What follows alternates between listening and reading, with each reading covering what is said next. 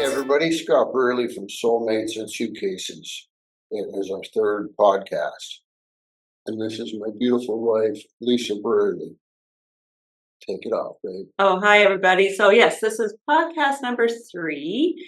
And if you haven't caught our first 2 podcasts, you can find them on our YouTube channel, which is at the Brearleys. And I know the last name is tricky. Brearleys, Brearleys. And you also can find us on Spotify as well. So podcast 1 and 2 are there. And this one, you are seeing it either in one of those spots. So Spotify and YouTube.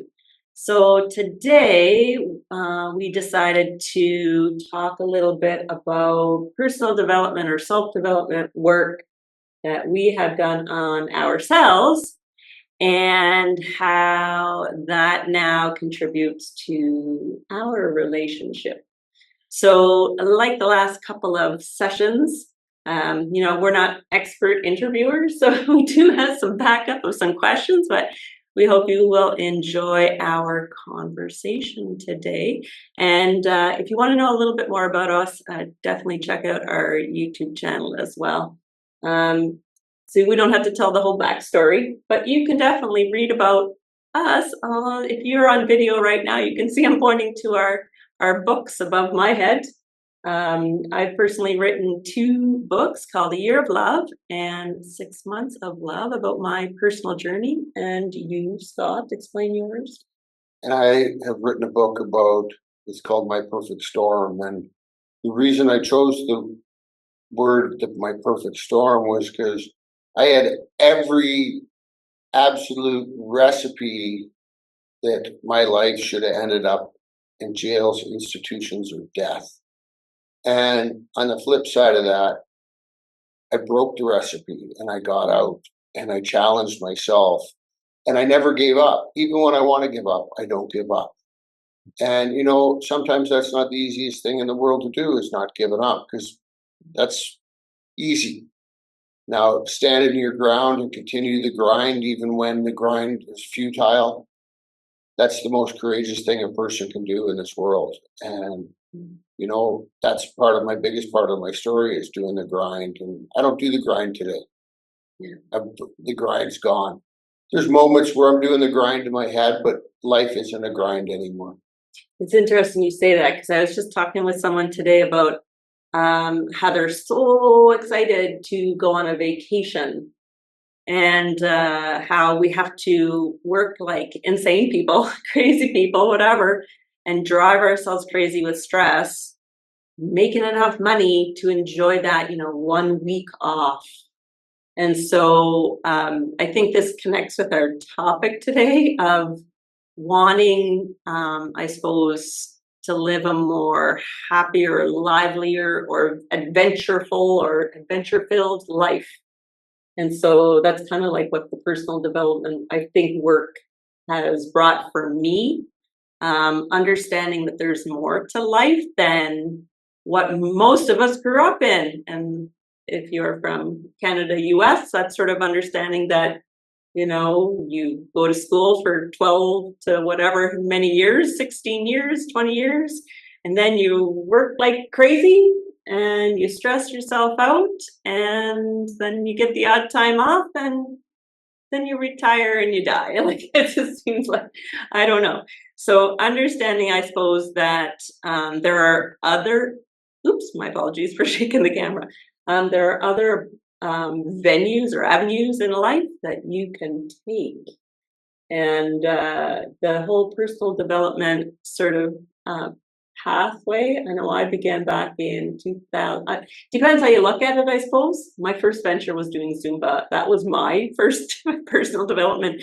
And for me, personal development was kind of like doing something risky at the time, or stretching my comfort zone, as I've come to realize. But yeah. Let's start with the question. Go ahead. I don't have my phone open, so not the first one. If you could go back and give your younger self one piece of advice about self-development, what would it be? Well, that's interesting, that question, because like I said, I was just talking to someone today where only in the last few years, 3, 4 years, have I come to realize that the only way I can show up as much or as fully as possible for other people is to take care of myself. And so learning that the whole personal development, um, doing new things to get different results was kind of the avenue that I took.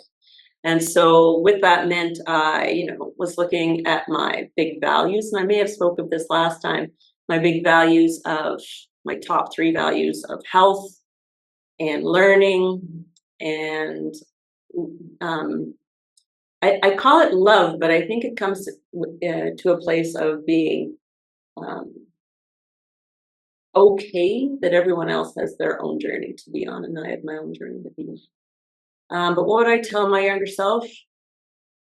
Bottom line, you're worth it. That's what I would say to my younger self. Don't ever think you're not worth it. Yeah. And enjoy the journey. How about you? What would you advice you would give your younger self? Don't put all your oats in one basket. I spent decades believing that 12-step programs were enough for me, and I didn't really fit there. And I've lost a lot of trust with people because of going there. And you know what? It's just real life. It's real world. It's no different than a church. They say it's not, but it's still a dogma that they follow. And I still go to 12-step programs. So if you're taking me as bashing it, I'm really not. I just have a hard time with a lot of the people there. And, I know there's a lesson in here somewhere, and because my patterns completely keep repeating themselves. So there's something Scott's doing that creates the patterns. However, I've yet to unfold what the patterns are. And I know if I don't give up, eventually the patterns will come out, or maybe they won't. Maybe I'm not supposed to know, and maybe I'm supposed to kind of just do a balancing act most of my life. And if that's as good as it gets, it's way better than it was. So there's a point here, right? It's like be happy for what you have, or happy for what you don't have, or grinding for what you don't have. Mm. So, and in my life today, I'm pretty content with what I have in my life. And there's off days, like I'm human. And yeah.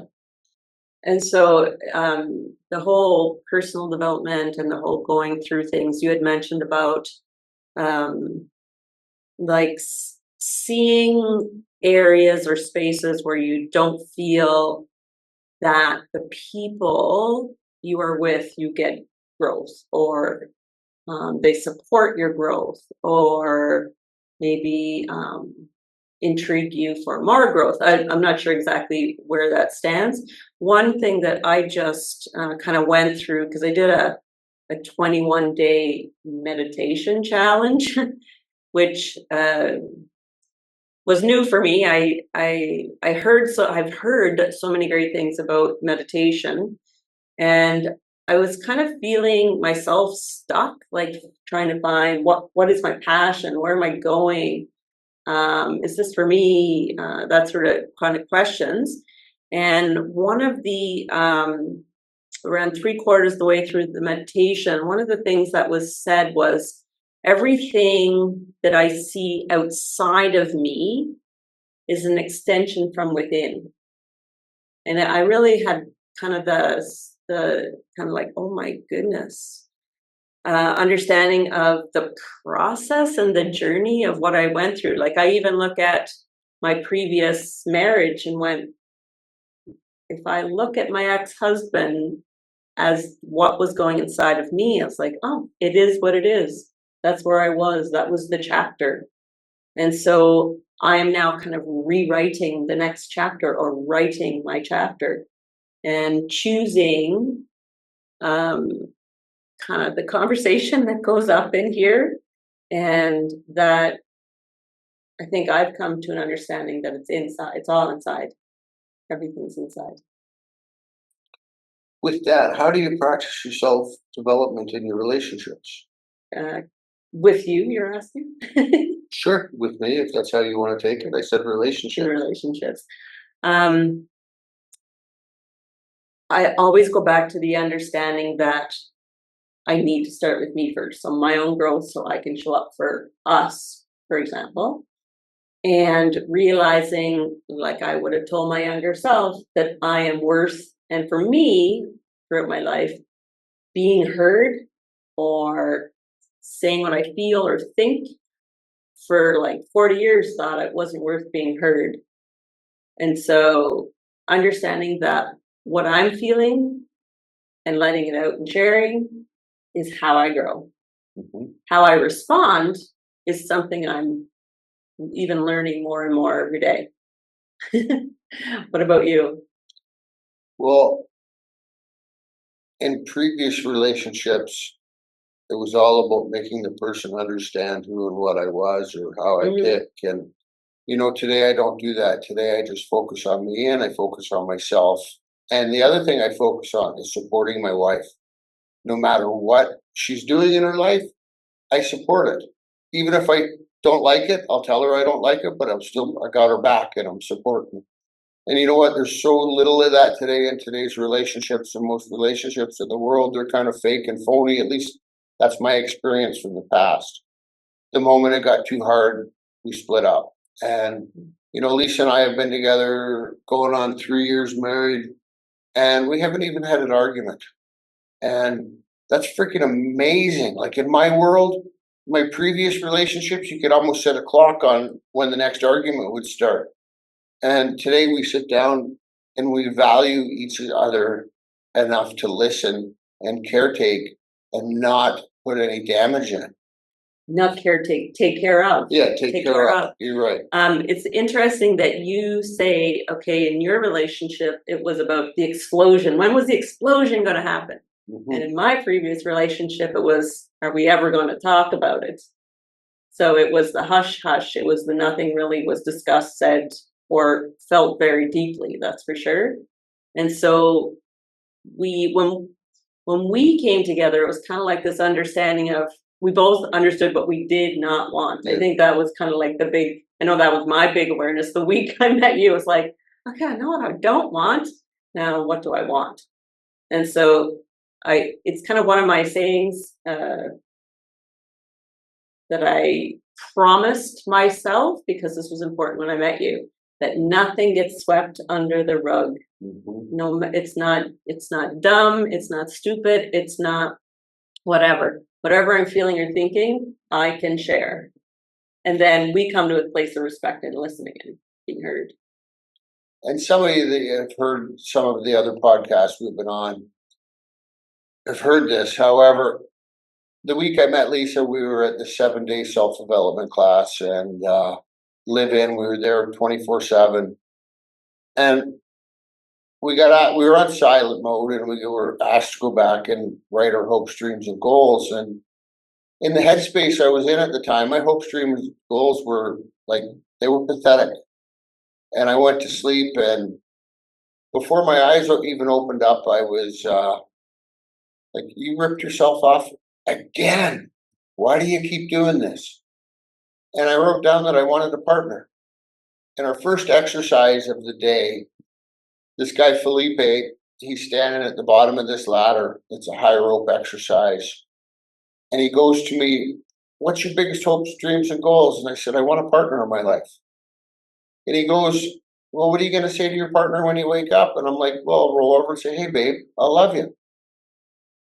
And he goes, "Why don't you try it a little different?" And I'm like thinking, how can you one up, "I love you"? And he goes, "Why don't you ask them how you can love them today?"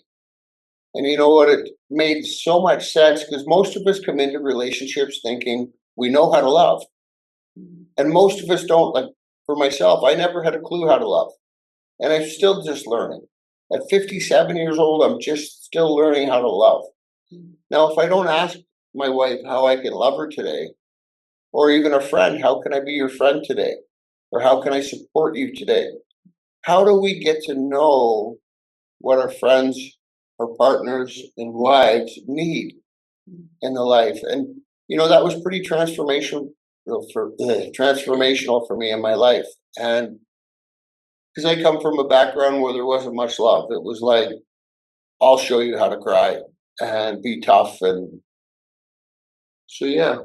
Yeah, and one thing when I was writing my book, and because just to say what Scott had said about asking each other, I think is a magnificent way to start a relationship. Like open the doors of communication right off the bat, and within probably a year or so after of us doing that, we had also added to the kind of the habit or the pattern or the routine of asking each other about what was your daily gratitude of the day, like what actually you loved and what you kind of forecast for gratitude the next day. So like it opened up like real kind of, to me, energy connections or heart to heart connections. I don't know what you want to call it, but it allowed for like deeper conversations or recognition of someone else, at least that they were being heard, and understanding the other person a lot more. Because that whole the love language thing about what floats your boat kind of thing on what makes you happy. I think it allowed for more of an better understanding of each other. And it's up to you how you change your life. It's up to nobody else. You need to decide what direction you want to go in. The previous course before I met Lisa was this 3-day self-development class. And of course, they're trying to upsell me at the end of the class. And I was in such a headspace that I didn't even really want to be here anymore. And hence why I was in the self-development class. And the last day, I'm angry and I'm bitter and resentful at these people. How dare they try and upsell me for this next course? And I go out to the parking lot to leave and really frustrated and angry. And I go to put my leg over my motorcycle. And it's like, if my bike mechanic, Chuck, told me that I had to put $5,000 into my bike to be able to ride it for the rest of the season, I would have my credit card out so fast in a heartbeat. And I call that therapy. But yet here I am at a point where I want to die. And it was a big light bulb moment for me, because if I don't invest in Scott, who's going to invest in Scott? Nobody. Because it has to start from home. It's like forgiving yourself. You can't forgive others till you forgive yourself. You can't trust others till you trust yourself. In most cases. I mean, there are cases where you shouldn't trust people, but all I know is my journey started when I was about 15, and I'm 57 now. And I've finally started getting to a place where life is freaking fantastic. And I'm married to an amazing lady that talks to me rather than wants to argue or fight or room stalk me into another room. And, it's up to you to decide what kind of life you want. Mm.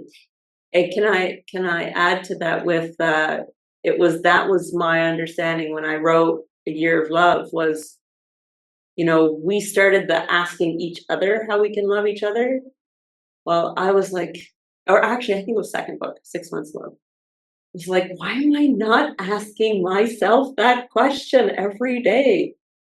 And that was like, kind of like, oh my gosh, light bulb moment. Wake up, look at yourself in the mirror and go, how can I love you today?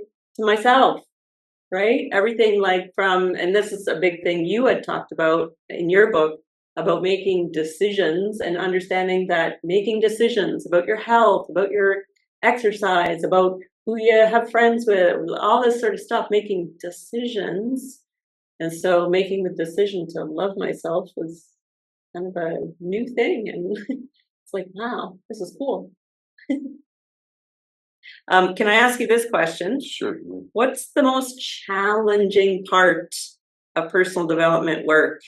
And how do you keep kind of pushing forward with this progress of yourself? The most challenging part of personal development work for me is, I kind of touched with it a little bit earlier. It's like, I can see the huge growth in me, and I have people almost in awe. Like I had a friend of mine, Jean Wilson, this summer. I've known her for probably 20-ish years, and she sat across from the table from me and Lisa, and she's like, I don't even know who you are anymore, Scott. That's how much you've changed. And however, what's the hardest part is when I feel like I've changed so much and I still end up with some of the same results. And not to go into that beat up mode, not to go into that depression mode, go into positive and what can I draw from this and what can I learn from it. And sometimes it takes a few days because I'm not perfect. I come from a sketchy background, and of course, it's going to be sketchy getting healthy. And because we live in this world where we're supposed to be perfect, don't you know? Just like the Joneses. And I'm as far from the Joneses as you could ever imagine. Oh, come on, Bubba. You know, I I love my life today, and I want to share it with people, and I want to help people grow and change and inspire them to that they're worthy. Because there was a time I didn't think I was. I lived in this big house by myself up on a hill, and it was almost like I was the king of my little castle, and nobody around. I was so lonely and so desperate and so scared. And I've had a lot of health issues in the last few years, and that's scary in itself. And trying to process all that stuff on a sober mind because I don't use drugs or alcohol to change my mood or mind altering drugs. And however, you know, life is what you make it. It's like if you drive a car or if you ride a motorcycle or even if you ride a pedal bike, what direction do you go in? Where we look, no matter what. So if we're manifesting a great life, what's going to happen? Or if we're going to manifest the pits and the depression and consumed with all that stuff, where are we going to go?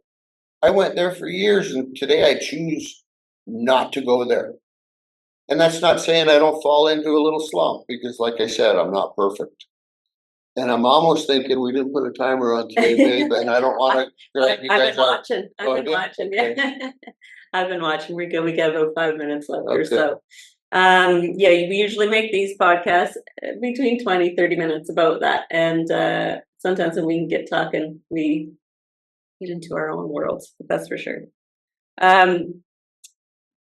The next question I'm going to ask you, although I didn't really answer what's the most challenging part of personal development. I think the most challenging part, I think in my past life, I would have thought, oh, I'm not worth doing personal development work.